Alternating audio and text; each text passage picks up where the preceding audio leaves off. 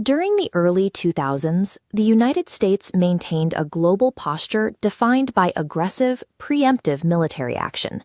That era reached its peak with the 2003 invasion of Iraq, the most visible execution of the controversial Bush Doctrine. For many, the term neocon has become synonymous with the hardline Republican warhawk, a figure defined by a relentless willingness to use force. But the movement's intellectual founders didn't start in the Republican Party. Many were former Trotskyists, moderate socialists, and left-wing academics. Their journey across the political spectrum raises a difficult question. How did a circle of liberal intellectuals end up designing the strategic framework for a modern Republican empire? Investigating this ideological defection reveals the specific mechanics behind America's current role as the world's primary policeman. In the late 1960s, a group of moderate Democrats watched their party undergo a massive internal culture shift.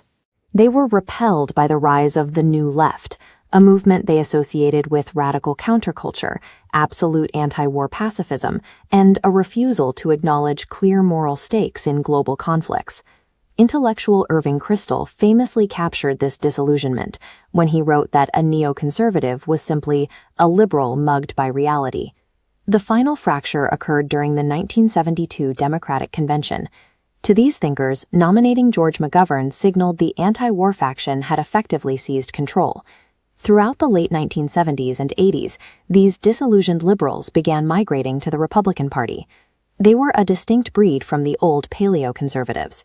While the old guard often favored isolationism, the new arrivals argued for a robust global moral purpose. This interventionist drive aligned with Ronald Reagan's aggressive posture toward the Soviet Union, allowing the movement to integrate into the Republican mainstream.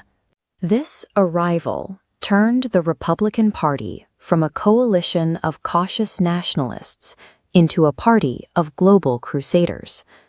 After the Cold War, many conservatives expected a peace dividend and a retreat from global commitments.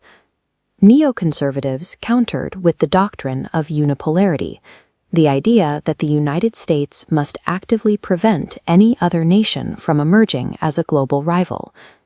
This strategy required managing regional power balances through preemptive military force, striking at potential threats before they mature.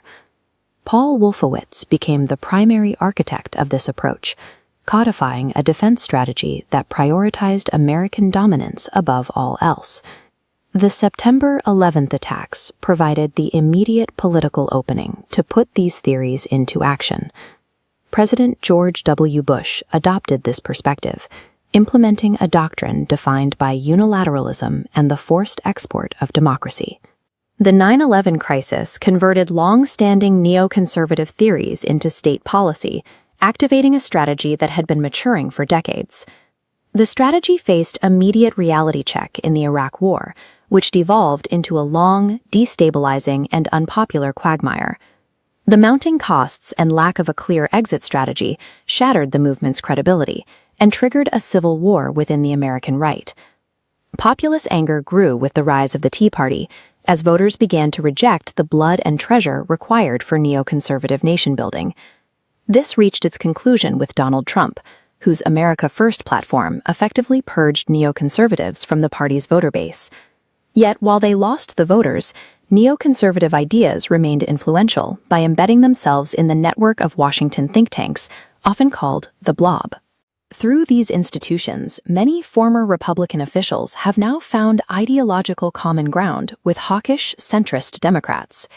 The history of this movement reveals a foreign policy tradition that operates independently of partisan lines, an enduring struggle over whether America should actively manage the world or retreat from it. Let's talk about the bedrock